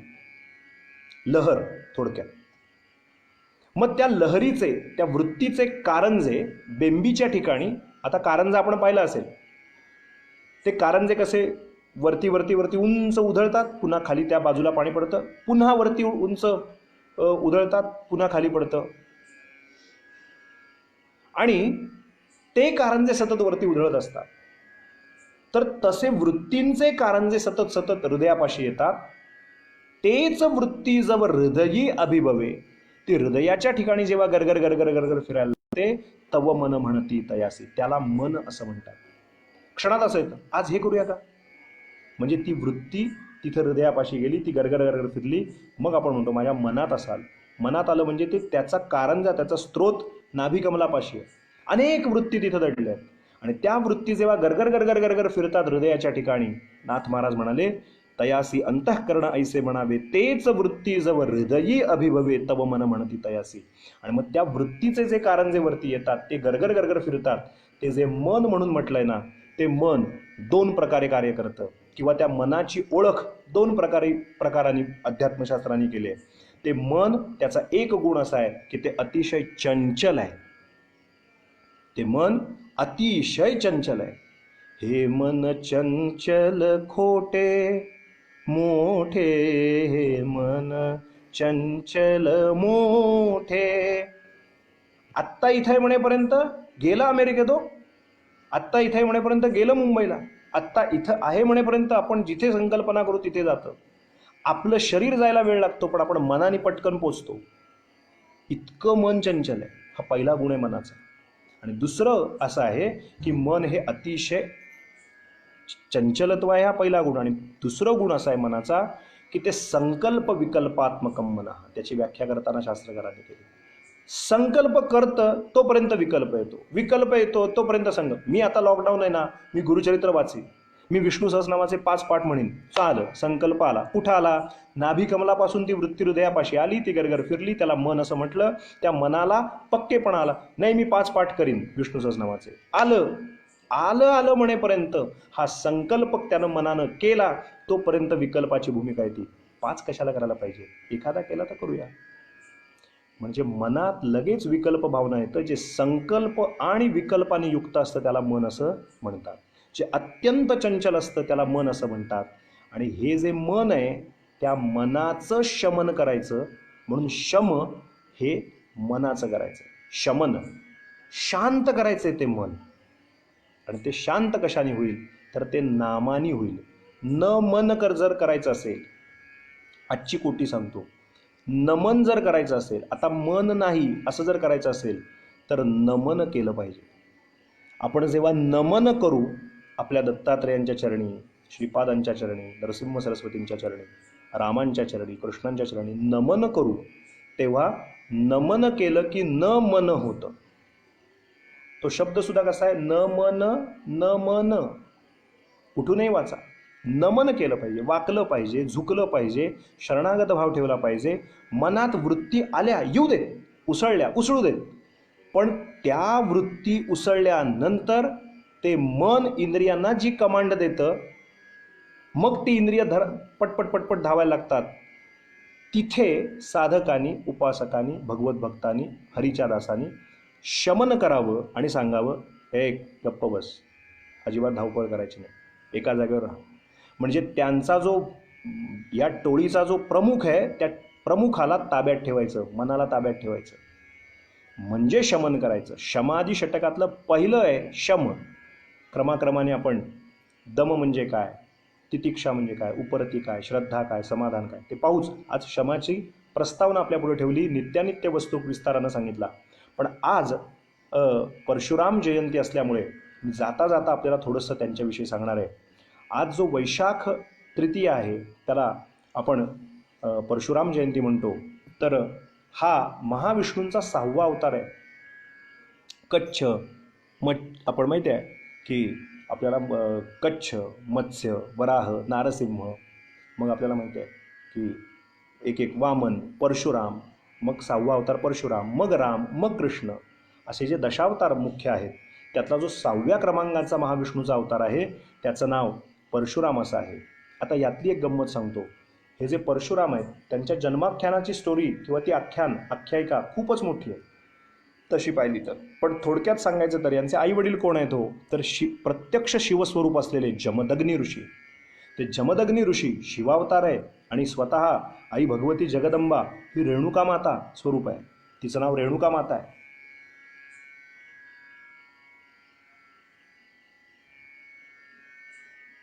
निलेश कुलकर्णी विचारतात, साधना करताना अपेक्षेत बदल का होत नाही? त्याचं उत्तर आत्ता हे मला मिळेल अशी कामना न करता जस्ट डू इट, आपण करत राहायचं. विवरलेची विवरावे, जे करायला सांगितले ते करत राहायचं, जे डूज अँड डोंट सांगितले ते करत राहायचं. त्याच्यावरचं उत्तर अतिशय सोपं आहे. दया येईल त्याला कधी ना कधी, भेट देईल दासा कधी ना कधी, हाच विश्वास हृदयी धरी रे मना, जीवन मुक्ती पथाची धरी कामना, कृष्ण गोविंद गोपाल गाई म्हणा. शनई ही शनई, तुम्ही मागचे काही भाग पाहिले तर तुमच्या लक्षात येईल की हळूहळू ते संशय, हळूहळू त्यागावी अभावना, त्यागावी संशय भावना, ते सगळे एक एक एक एक शनई ही शनई हळूहळू नष्ट होत जाईल. त्याच्यावरती आत्ता नको बोलायला. आपण परशुराम चरित्राबद्दल बोलत होतो की शिवावतार असलेले जमदग्नी आणि रेणुका माता ही साक्षात जगदंबिकेचं स्वरूप आहे. आता हे जे परशुराम आहेत तर यांचा जो जन्म आहे तो रोहिणी नक्षत्र असताना प्रदोषकाळी अक्षय तृतीयेला झालेला आहे. उद्याच्या अक्षय तृतीयेच्या सगळ्यांना शुभेच्छा देतोच, कारण ती उद्याच्या दिवशी म्हणजे जो अक्षय तृतीया उद्या आहे म्हणून विष्णू सहस्रनामाची उपासना करून किमान 1 पाठ, 3 पाठ, 5 पाठ लोकांना उत्तम गती मिळावी, आपली साधना दृढतर व्हावी, घट्ट व्हावी, आपल्या इष्टदेवतेविषयी दृढ भावना व्हावी, असं जर अक्षय अशी आपली भावना व्हावी असं म्हणत असेल तर उद्याचा पर्वकाळ हा अजिबात साधकांनी उपासकांनी सोडता कामा नये. अक्षय असलेली ही तृतीया असते जी कधी क्षय पावत नाही, जी अनेक अनेक योगांनी समृद्ध असते. त्यामुळे जितकं काही दानधर्म करता येईल, आता तर लॉकडाऊनचा काळ चालला आहे, पण देवापुढे काढून ठेवू शकतो आणि मग नंतर त्याचं मंदिरामध्ये, मठामध्ये किंवा गरज अन्य काही जे म्हणून काही करू शकतो, तपश्चर्या करू शकतो, काही ना काहीतरी विष्णू सहस्रनामादी पाठ करू शकतो आत्मोद्धारासाठी. जी उपासना करता येणं शक्य ती उपासना उद्याच्या दिवशी करू शकता. हे अक्षतृतीयेच्या संध्याकाळच्या वेळेला प्रदोष काळाला परशुराम भगवान जन्माला आले. लोक खूप या चरित्राविषयी उलटसुलट चर्चा करतात, पण आपल्या माहितीसाठी खास करून सांगतो, पुष्कळ लोकांना असं वाटतं की मध्ये दुफळी निर्माण केले आणि काही जण मुद्दाहून आयडॉल म्हणून पण अगदी असं मिरवत असतात. पण एक लक्षात ठेवलं पाहिजे, ते विशिष्ट वर्गाचे असे सिम्बॉलिक नाही, सगळ्यांचे, कुठल्याही एका विशिष्ट वर्णाचे. हां, ते विशिष्ट वर्णासाठी मी मर्यादेनं सांगतोय, आपल्या लक्षात येत असेल मला काय म्हणायचं आहे. विशिष्ट वर्णानं त्यांचा पुढाकार घ्यावा, त्यांच्या नावाचा जयजयकार निश्चितच केला पाहिजे, करावा, काहीच हरकत नाही. पण ते काही एका विशिष्ट वर्णाचे नाही आहेत किंवा विशिष्ट वर्गापुरतेच मर्यादित आपण त्यांना करतोय, तर ती फार मोठी चूक करतोय परशुरामांना. कारण परशुराम हा राम कृष्णांसारखाच दशावतारातला एक महत्त्वाचा अवतार आहे, हे आपण लक्षात ठेवलं पाहिजे. मग प्रयोजन काय आहे या अवतारामागचं? तर काही अशा ज्याला म्हणतात चुकीच्या अपसमज, गैरसमज समाजात चर्चिले जातात, बोलले जातात. त्यामुळे समाजामध्ये दुही निर्माण होते आणि मग त्या चरित्राविषयी किंवा त्यांच्याविषयी वेडवाकडं काहीतरी उगाचच काहीतरी गैरसमज माजवले जातात किंवा पर्पजली हेतुपुरस्सर माजवले जातात काही ठिकाणी. ज्यांना ते करायचं आहे त्यांना त्यांचं धंदा लखलाभ. परंतु जे खरंच दत्तभक्त आहेत, उपासक आहेत, त्यांनी हे चरित्र समजून घ्यावं. जर असं असतं तर असे कुठलेही गोष्ट नाही आहेत. या अवताराचं प्रयोजन काय असं जर विचाराल तर राजसत्ता जेव्हा धर्मसत्तेला मानत नाही आणि जेव्हा राजसत्ता ही धर्मसत्तेला दुय्यम स्थानावर मानते आणि निष्पाप जीवांना त्रास देते, रंजयते ती राजा, जे प्रजेचं रंजन करतात त्यांना राजा असं म्हणतात. तर तसं न करता प्रजेची नीट काळजी जे घेतात अशा राजांना किंवा अशा क्षत्रियांना परशुरामाने हात सुद्धा लावलेला नाही, स्त्रियांना हात लावलेला नाही, बालकांना हात लावलेला नाही. आता तसंच जर विचार केला तर परशुराम हा रामाच्या आधीचा अवतार. कारण आणि जर तसा विचार केला की सगळी निक्षत्रिय पृथ्वी केली तर मग पुढे यदुकुळ झालं नसतं, पुढे हा रामाचा वंशच झाला नसता. याचा अर्थच हा लक्षात ठेवायचा. निक्षत्रिय पृथ्वी केली याचा अर्थ सगळे क्षत्रिय भूतलावरचे मारले असं नसून मदोन्मत्त, सत्तेनी मदोन्मत्त झालेले जे जे होते क्षत्रिय, ज्यांना राजसत्ता ताब्यात मिळाल्यामुळे देव, देश, धर्म, प्रजा यांची काही काळजी नव्हती आणि केवळ उपभोग भोगायचे आणि मदोन्मत्त जीवन जगायचं, व्याभिचारी स्वैराचारी जीवन जगायचं, अशा राजांना ठेचून काढण्याचं प्रयोजन परशुराम या अवताराकडे. हे आपण लक्षात घेतलं पाहिजे. सदाचरणी राजे आहेत, जे चांगल्या विचाराचे आहेत, जे उत्तम कार्य करणारे आहेत, जे सद्विचाराचे आहेत, त्यांना परशुराम या अवतारांनी, विष्णू अवतारांनी काहीही हात लावलेला नाही.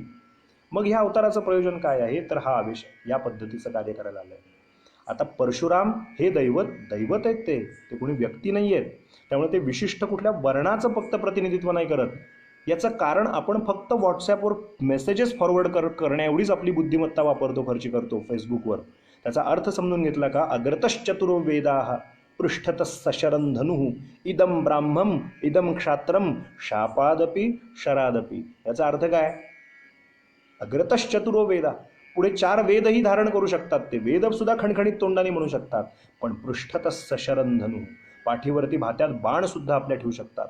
इदं ब्राह्मम इदं क्षात्रम, ते म्हटलं तर ब्राह्मतेज सुद्धा त्यांच्याकडे आहे आणि म्हटलं तर क्षात्रतेज पण त्यांच्याकडे आहे. म्हटलं तर वाणीनी शापाने सुद्धा भस्म करू शकतील आणि जर समोरचा आडवा आलाच तर त्याला शस्त्राने सुद्धा आडवं करायची ताकद आहे. इदं ब्राह्मम इदं क्षात्रम शापादपि शराद अपि. शापाने सुद्धा ठार करू शकतात आणि शराने सुद्धा ठार करू शकतात, म्हणजे धडा शिकवू शकतात. मग ते एका विशिष्ट वर्णाचे कसे राहतील? कारण त्यांची निर्मितीच त्या पद्धतीची आहे. आपण जर चरित्रात त्यात फक्त मला पडायचं नाही, पण एकीकडे क्षत्रिय कुळातनं आलेली रेणुका माता आहे. रेणू नावाचा राजा होता, त्याची ही पोटी जन्माला आलेली पोरगी रेणुका, जे 3.5 शक्तिपीठापैकी एक शक्तिपीठ मानलं जातं. त्या म्हणजे क्षत्रिय कुळातली रेणुका आहे. आणि जमदग्नी हे साक्षात शिवावतार आहेत, ते ऋषी आहेत. म्हणजे एकीकडे ब्रह्मकुळ, क्षात्रतेज, ब्रह्मतेज एकत्र झाल्यानंतर परशुराम हा अवतार झालेला आहे. त्यामुळे ते कोणा एका विशिष्ट वर्गाचे किंवा वर्णाचे प्रणेते नाहीत. हे अगदी अंडरलाईन करून ठेवावं असं वाक्य सांगतो आपल्याला. ते दैवत आहेत, ते कुठल्याही समूहाचं प्रातिनिधिक रूप नाही. हां, त्यांना विशिष्ट समाजात, विशिष्ट वर्गात विशेषत्वानं मान आहे, हे नाकारता येणार नाही. त्यांच्यावरती दृढ श्रद्धा आहे, जय परशुराम म्हणून ते लिहित असतील. पण याचा अर्थ परशुराम हे अखिल विश्वाचं दैवत आहे, हे लक्षात घेतलं गेलं पाहिजे. आता हा जो अवतार आहे, हा अवतार कुठल्या पद्धतीत मोडतो तेवढं जाता जाता आपल्याला सांगतो. हा अवतार देवदेवतांचे जे वेगवेगळे अवतार आहेत, त्या अवताराच्या पद्धतीमध्ये काही अवतार हे अंश अवतार आहेत, काही अवतार हे अंशांश आहेत, काही अवतार हे कला या पद्धतीत मोडतात. अंशांश, कला, आवेश अशा पद्धतीचे वेगवेगळे अवतार आहेत. आता त्याच्यावर सविस्तर वर्णन करीत नाही, पण थोडकं आपल्याला सांगत जातो. काही आता आपण जसं म्हणतो टेंबेस्वामी महाराज हे दत्तात्रेयांचे अंशावतार आहेत, म्हणजे दत्तगुरूच आहेत ते. आपण जसं क्रमाक्रमाने म्हणतो की मारुतीरायांचे अवतार म्हणजे कोण? समर्थ रामदास. मग गोंदलेकर महाराज, अहो ते मारुतीरायांचे अंशावतार आहेत, मारुतीरायांचे अंश आहेत, त्यांच्यात ते अंशावतार आहेत. अंश असतात, अंशाचे अंश असतात, अंश अंशांश कला, काही ठिकाणी कला या स्वरूपामध्ये अवतार. अवतृ वरून खाली येणे म्हणजे वरच्या निर्गुण निराकार स्थितीला टाकून सगुण साकार भूमिका धारण करणे म्हणजे अवतरित होणे, त्याला अवतार असा शब्दप्रयोग आहे. आता आपला पण अवतारच असतो, आपण आहे त्या पद्धतीत घरामध्ये कुठले कपडे कधी कुठल्या कार्यक्रमात कसे घालून जातो, आपण म्हणतो काय अवतार आहे बघा. आमचा अवतार वेगळा, पण अवतार म्हणजे अवतृ वरून खाली येणे, उच्च स्थिती टाकून खालच्या स्थितीत, नीच स्थिती म्हणजे देहधारित्व घेणं ही नीच स्थिती आहे देवदेवतांसाठी. पण ते भक्तांच्या उद्धारासाठी येतात. जे अमानुषी कृत्य करतात त्यांना धडा शिकवायला येतात, आणि जे सज्जन आहेत त्यांचं रक्षण करायला येतात. हेच तर ईश्वर कार्याचं मुख्य प्रयोजन आहे. मग परशुराम हा अवतार कुठल्या पद्धतीत मोडतो? तर आवेश या पद्धतीत मोडतो. परशुरामांनी जे कार्य केलंय ते आवेशातनं केलंय, म्हणून हा आवेश अवतार आहे, हे आपण लक्षात घेतलं पाहिजे. नृसिंह हा आवेश अवतार आहे, जन्माला आल्यानंतरच हिरण्यकश्यपूला आवेशात येऊन फाडलाय. म्हणजे आता पुढे नृसिंह जयंती येईलच वैशाख महिन्यात, म्हणून मी गमतीनं नेहमी म्हणतो की फाल्गुन महिना, फाल्गुन गेल्यानंतरचा चैत्र महिना हा सगळा पुण्यतिथ्यांचा उत्सव असतो, आणि वैशाख उजाडला की सगळ्या जयंत्या येतात. आता सगळ्या जयंती उत्सव साजरे केले जातात इथनं पुढे. तर सांगायचं वैशिष्ट्य असं, आता परशुराम जयंती आहे, आजच्या दिवशी जन्मकाळ आहे, तर हा आवेश अवतार आहे. आता हा जो अवतार आहे हा अवतार कसा आहे? तर आवेश अवतार आहे. शिवाय हा अवतार कसा आहे? तर हा चिरंजीव अवतार आहे बरं का. 7 चिरंजीव आपल्याकडे श्लोक शिकवलेत आपल्याला आपल्या वाडवडिलांनी. त्यात त्यांनी असं म्हणले, अश्वत्थामा बलिर्व्यासो हनुमांश्च बिभीषण कृपश्च परशुरामश्च सप्तयिता चिरजीविनः. 7 चिरंजीव सांगितले. मी नुसती आता नावं घेतली, त्यातले जे शेवटचं नाव आहे ते आपल्या परशुराम महाराजांचं आहे, म्हणजे परशुराम या देवतेचं आहे. अश्वत्थामा, बली, व्यास, हनुमांश्च, बिभीषण, कृपश्च, मग 7वं नाव परशुरामश्च, सप्तयिता चिरजीविनः. त्यातले 7वे चिरंजीव जर अवतार असतील तर ते परशुराम आहेत. म्हणजे या अवतार कार्य संपलेलं नाही, एक्झिस्टिंग, ते आजही आहे, सूक्ष्म रूपानं वावरत आहेत, हे आपण लक्षात ठेवलं पाहिजे दत्तभक्तांनी. त्यामुळे हा अवतार चिरंजीव अवतार आहे. आणखीन या अवताराचं वैशिष्ट्य काय आहे? तर हा अवतार घेण्यामागचं कारण तपस्याभिरत, निरंतर आपण ज्या साधक उपासना या विषयावर चर्चा करतोय, सतत साधनाभिरत राहिलं पाहिजे, सतत तपश्चर्याभिरत राहिलं ती केली गेली पाहिजे, हे शिकवायचं काम परशुराम महाराज आपल्याला करतायत, हे आपण लक्षात ठेवलं पाहिजे. त्याच्यानंतर सर्वात महत्त्वाचा एक गैरसमज, अपसमज केला जातो की परशुरामांनी क्षत्रियांना मारलं आणि ते असं केलं आणि ते तसं केलं. असं नाही. त्या सहस्रार्जुन सारख्या राजाला त्यांनी ठार मारलं आणि ते असं झालं तसं झालं. आपण मुळातलं वाचत नाही, आपण जे मूळ आहे ते पाहत नाही. भागवतात परशुरामांचं वर्णन केलं आहे ते वाचा. अहो दत्त महात्म्यामध्ये टेंबेस्वामी महाराजांनी, सध्या काय झालं आहे की कॉन्ट्रोवर्शियल विषय बोलणं म्हणजे त्या बुवाला फाशीच मिळेल एखाद्याला, असा आजचा काळ दुर्दैवानी आहे. एखादं काही सांगायला गेलं प्रामाणिकपणे तर टांगायलाच जातात माणसं, असा आजचा काळ आहे. त्यामुळं खरं काही ऐकून घ्यायचं नसतं आणि उगाचच काहीतरी मग वाद विवादाला तोंड फुटतं. म्हणून अशा गोष्टींना हात घालू नये, पण मूळ कळलं पाहिजे म्हणून सांगतो. 18वा अध्याय ते 24वा अध्याय, 18, 19, 20, 21, 22, 23 हे 6 अध्याय टेंबेस्वामींसारख्या अधिकारी सत्पुरुषांनी दत्त महात्म्यातल्या 52 अध्यायापैकी केवळ परशुराम चरित्र कळावं म्हणून सांगितलं आहे. ते आपण एकदा सविस्तर दत्त महात्म्यात वाचा. इतकंच मी आपल्याला लिंक देतो या विषयाची, जशी लिंक पाठवतात ना यूट्यूबची तशी लिंक देतो. 18 ते 24 अध्याय पहावी पुराणे व्यासाची. तसं तुम्ही दत्त महात्म्य असेल तर उघडा आणि तुमच्या घरात तुम्ही 18 ते 24 अध्याय वाचा, तुम्हाला परशुरामांचं सविस्तर चरित्र आपल्या लक्षात येईल. आता याच्यामध्ये गंमत काय आहे की हा जो सहस्रार्जुन आहे त्या सहस्रार्जुनाला मारलं असा जो अपसमज आणि गैरसमज आहे त्याचं आज निराकरण करणं गरजेचं आहे परशुराम जयंतीला. एक लक्षात घ्या की परशुराम जयंतीच्या निमित्ताने आपल्याला सांगतो, हा जो सहस्रार्जुन आहे हा साधा राजा नाही आहे क्षत्रिय कुळातला, हा सार्वभौम राजा आहे. याच्याविषयी मी 3 एपिसोड विवेक बुवा गोखले या यूट्यूब चॅनलवरती स्वतंत्रपणे दत्तभावनीच्या अंतर्गत बोलताना बोललो आहे की अर्जुन धावत आला, सोणी अर्जुन केरो साध रिझियो पूर्वे तू साक्षात दिद्धी रिद्धी सिद्धी अपार अंते मुक्ती महापद. ओव्यांवरती 4 त्या चॅनलवरती जर गेलात यूट्यूब चॅनलवर तर तुम्हाला दत्तबावांनी अंतर्गत सहस्रार्जुनाचं चरित्र ऐकायला मिळेल, सविस्तर ऐकायला मिळेल. हेडफोन लावून आपण ऐका, आपल्याला लक्षात येईल की सहस्रार्जुन हा इतिहासात किती मोठा राजा होऊन गेला आणि किती मोठा दत्तभक्त होऊन गेला. आता काय असतं, आपण मधले संदर्भ महत्त्वाचे असतात ते वाचत नाही आणि मग अपसमज निर्माण होतात. हा जो सहस्रार्जुन आहे ह्या दत्तगुरूंना शरण गेला आणि तो म्हणतो, महाराज त्वत्तुल्ये मरावे. वाचा दत्त महात्म्य, त्याच्यात ओवी आहे. मुळात वाचा म्हणजे कळेल, म्हणजे गैरसमज दूर होतील. त्या सहस्रार्जुनाने दत्त महाराजांना प्रार्थना केल्या, महाराज आता मला मृत्यू न येऊन कवटाळता कामा नये. मला एखाद्या कुठल्या तरी आजारानं मी मेलो, असं नाही मी मेलो पाहिजे. काळ आला आणि माझ्यावर हल्ला केला, नाही, त्वत्तुल्ये मरावे. तुम्ही मला मारायला या. आता दत्त महाराज आपल्या शिष्याला मारायला येतील का? किंवा दत्तगुरू असं कसं करतील? मग त्याला तथास्तु असा वर दिल्यानंतर महाराजांनी शब्द दिलाय, मीच अवतार या स्वरूपात, मीच दत्त म्हणजे महाराज हा विष्णूचाच अवतार आहे, 6वा अवतार. तर आता या दशावतारातला हा 6वा अवतार आहे, म्हणजे माझंच स्वरूप असलेला परशुराम अवतार मी घेईन. वाचा दत्त महात्म्य, त्यात लिहिलंय, तू माझ्या कृपेनं पूर्ण परिपूर्ण असं जीवन जगलेलं असशील, पण आता जेव्हा नाटकच असतं त्यावेळेला तू एवढ्या त्रिखंडाचा राजा तुला करून ठेवलं, सप्तद्वीपाचा राजा केलं. एक साधा ज्याला कॉमन सेन्स म्हणतात, तो सप्तद्वीपाचा राजा त्या जमदग्नी ऋषींच्याकडे जाऊन कामधेनूचा हट्ट करतो आणि ती गाय घेऊन येतो आणि मग त्यातनं पुढे एवढं सगळं राजकारण झालं आणि मग ती मारामारी झाली. ही किती हास्यास्पद आहे हो. सप्तद्वीपाचा राजा आहे, त्याला काय कमी हो. तो मनात येईल ते निर्माण करू शकत होता दत्तकृपेने, एवढा त्याचा सहस्रार्जुनाचा अधिकार आहे. तुम्ही त्या यूट्यूबवरती पहा व्हिडिओ होते त्याबद्दलचे दत्तभावांनीचे. तुम्हाला 35हून अधिक वर मागितले, ते सगळं सविस्तर वर्णन त्या एपिसोड्समध्ये मी केलेलं आहे, तुम्हाला ऐकायला मिळेल त्या निमित्ताने. मला सांगायचं ते हे की एक तो राजा निमित्त होतं, शरीर सोडायचं निमित्त होतं. तो जमदग्नी ऋषींच्याकडे जातो, ती कामधेनू असते, त्यातनं सगळ्या राजाच्या बरोबरच्या लोकांचं जेवण खावण सगळं आजारात इत्याचा भाग जमदग्नी ऋषी आणि रेणुका माता करतात. हे कसं केलं होतं तुम्ही एवढ्या कमी वेळात? ते प्रामाणिकपणे सांगतात, आमच्याकडे कामधेनू आहे, मग ही कामधेनू मला द्या. मग ते कामधेनू बळजबरीनं तो राजा घेऊन जातो. परशुराम बाहेरून येतात, त्यांना कळतं की हे आणलंय याने, सहस्रार्जुनाने ही कामधेनू नेले बळजबरीनं. मग ते गेले आणि मग ते युद्ध कसं झालं याचं वर्णन टेंबे स्वामींनी दत्तमात्म्यात केलं. मुळात वाचा, आपल्या लक्षात येईल.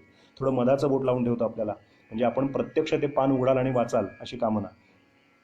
काय युद्ध झालंय, रुधिर त्याचे खच पडलाय. रुधिर म्हणजे रक्त असं भळाभळा वाहत आहे. त्याच्यानंतर मांसाचे तुकडे म्हणजे मांसाचे जणू चिखल झालाय, अशा संकल्पना टेंबे स्वामींनी दत्तमात्म्यात लिहिलेल्या आहेत. अपार अपार अपार युद्ध केलं आणि मग तरी तो मरत नव्हता. त्याचे बाहू 1000 होते, ते कापले. मग शेवटी आकाशवाणी झाली. त्याचं जे मर्म आहे, म्हणजे की पॉईंट म्हणतो ज्याला, तो इथे हृदयात ठेवलाय त्याने, सहस्रार्जुनाने.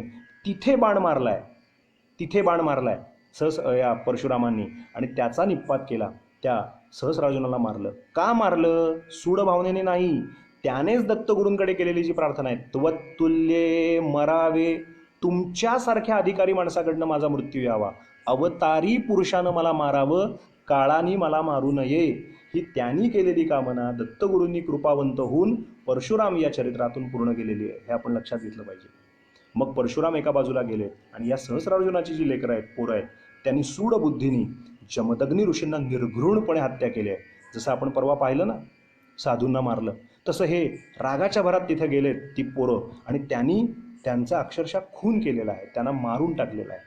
आणि ते पाहिल्याच्या नंतर, निर्घृण हत्येनंतर, हे परशुरामांना जेव्हा रेणुका मातेकडनं कळलं, तेव्हा सत्तेचा, जे मग सुरुवातीला बोललो, एवढा माज आलाय, एवढे ते अनागोंदी कारभार करतायत, अशा क्षत्रियांचा निपात 21 वेळा, 1-2 वेळा नव्हे, 21 वेळा निक्षत्रिय पृथ्वी करीन आणि त्या रक्तानं तर्पण करीन म्हणून संकल्प केला होता. तशी 5 कुंड भरली, तळी भरली असं वर्णन आहे. आणि ते सगळं वर्णन आपल्याला जर पाहायचं असेल तर माहूरगडला जा, तिथे मातृतीर्थ पितृतीर्थ म्हणून स्वतंत्र आहे, आपण बघा, तिथे स्थान आहे स्वतंत्रपणे दत्तगुरूंच्या ठिकाणी. रेणुका मातेतनं असं खाली दुसऱ्या बाजूने उतरून जावं लागतं. शंकराचार्यांच्यावर आम्ही एकदा गेलो होतो त्या ठिकाणी. त्या ठिकाणी तळी झाली, त्या रक्तानेच वडिलांचं औरधोदैहिक कर्म केलं आणि तो संकल्प जो होता तो पूर्ण केला. आता वडिलांचं औरधोदैहिक कर्म करायला पौरोहित्य कोण करणार? लक्षात घ्या, वाचा दत्त महात्म्य, दत्तपुराण. दत्त महाराजांनी त्या जमदग्नी ऋषींच्या औरधोदैहिक कर्माचं पौरोहित्य परशुराम अवताराकडनं करून घेतलं आहे. म्हणजे परशुरामाचे गुरु हे दत्तात्रय आहेत. आणि मग रेणुका माता त्या सती गेलेल्या आहेत, त्याचंही सुंदर वर्णन केलेलं आहे. आणि मग आईची आठवण होते, मागे वळून बघू नको. बघितलं तर ती जमिनीतून आठवण आल्यानंतर वरती आल्यामुळे रेणुका मातेचा एवढाच मुखाचा भाग आपल्याला आजही माहूरगडाला गेल्यानंतर बघायला मिळतो. ती रेणुका ही माता आहे परशुरामांची, म्हणून मातृतीर्थ म्हणून तिथे प्रसिद्ध आहे. खूप काळ्या तोंडाची माकडं वानरं तिथे आजही फिरतात. असं की ते 21 वेळा पृथ्वी निक्षत्रिय केल्यानंतर त्याचा पश्चाताप जेव्हा होतो आणि ते जेव्हा दत्तात्रयांना शरण येतात की मी रागाच्या आवेशात, क्रोधाच्या आवेशात त्यांनी केलं, मग मी केलं, मग हे आता मला पश्चाताप. ठीक आहे म्हणाले, यज्ञ करा. मग दत्तात्रयांच्या उपस्थितीत एक यज्ञ परशुराम करतात. त्या परशुरामांच्या त्या यज्ञानंतर ती सगळी पृथ्वी त्याच्या प्रित्यर्थ कश्यपांना दान करतात. आता आपण दान केलेल्या वस्तू ठिकाणी आपण कसं राहायचं? म्हणजे आपण एखाद्याला काहीतरी वस्तू द्यायची, एखाद्या लहान पोराला बिस्किटचा पुडा द्यायचा, त्याच्यात 10 बिस्किट असतील आणि त्यातली 6 बिस्किट आपणच खाल्ली, तर उपयोग आहे का? काहीच नाही. ज्याला दान वस्तू केली त्याचा उपभोग आपणच घेतला, तर उपयोग काय? सगळी कश्यपांना जमीन दिली आणि मीच राहतोय तिथे, तर उपयोग काय? म्हणून ते पश्चिम सागराला आलेले आहेत, पश्चिम किनाऱ्यावरती आलेत. आणि लक्षात घेऊया की या पश्चिम भाग जो भारतभूमीचा आहे, म्हणजे गुजरातपासून महाराष्ट्राचा हा सगळा, केरळपासनाचा प्रांत, हा सगळा समुद्र त्यांनी असा मागे आपल्या योग सामर्थ्याने हटवला आहे आणि एक वेगळी भूमी पश्चिम सागर तीरावरती तयार केली. त्याला कोकण भूमी असं म्हणतात. कोकण भूमी. ते कोकणामध्ये राहायला लागले. आणि महेंद्रपुरीवरती असं एक वर्णन आहे की ओरिसामध्ये सुद्धा परशुराम तीर्थ म्हणून आहे. ओरिसात तिथे सुद्धा परशुराम हा चिरंजीव अवतार आहे, पण साधना रूपाने ते कोकणामध्ये राहिले असं वर्णन आहे. आता हे जे परशुराम आहेत हे उत्तम असे धनुर्विद्येत पारंगत होते. यांच्या शिष्यांची नावं आहे का? यातला एक शिष्य आहे ते पितामह भीष्म आहे आणि एक शिष्य आहे तो कर्ण पण आहे. आता ह्या कर्ण आणि पितामह भीष्मांचे धनुर्विद्येचे गुरु परशुराम आहेत.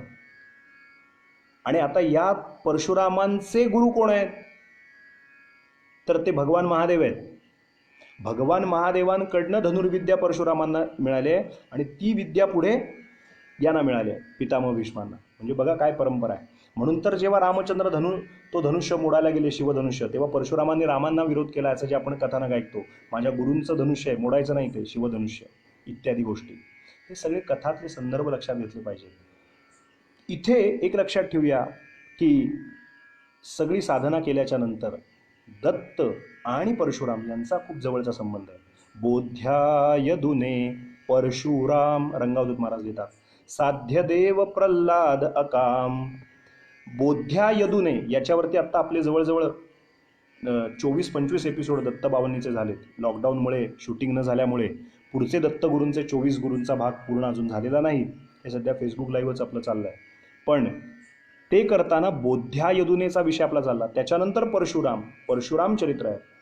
तर परशुरामांना बोध केला म्हणजे काय केला? तर त्रिपुर रहस्य सांगितलंय. त्रिपुरा रहस्य, त्रिपुरा देवीचं महात्म्य सांगितलंय.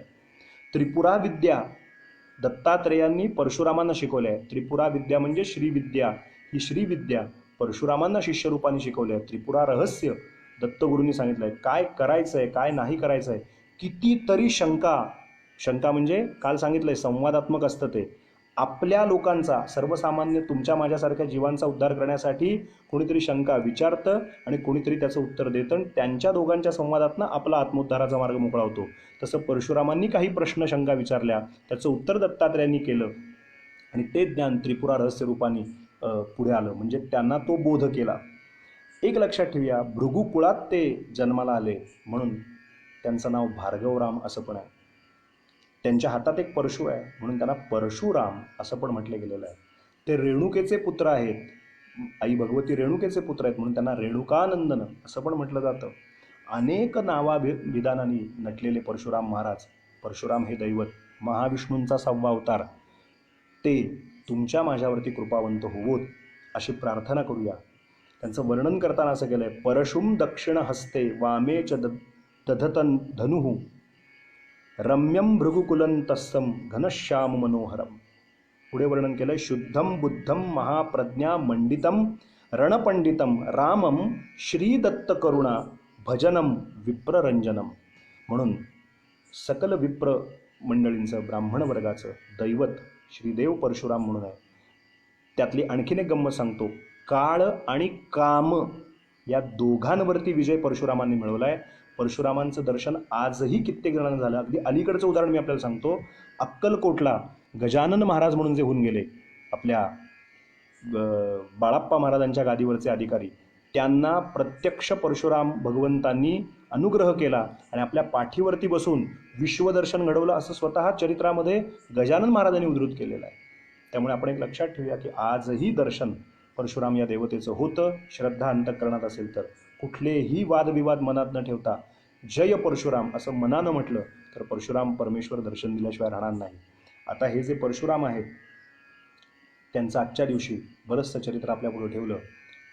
आज त्यांचा जयंती म्हणजे जन्म झाला आहे, त्याचा पाळणा फक्त म्हणतो आणि थांबूया. उद्या शम दम तितिक्षामधला विषय आपल्याला पाहायचाच आहे. पर्यायानं आणखीन पण उद्याच्या दिवसाचं काही वैशिष्ट्य आहे ते पण आपल्याला उद्या पाहायचं आहे. अक्षतृतीयेचं 3:30 मुहूर्तातला एक मुहूर्त, त्याच्या खूप खूप शुभेच्छा आपल्याला देतो. हे परशुराम नावाचं बालक पाळण्यामध्ये आहे. तर परशुराम त्यांनी परशु धारण केला म्हणून फक्त राम असं म्हटलं गेलं आहे. परशुराम, रेणुकानंदन, भार्गवराम.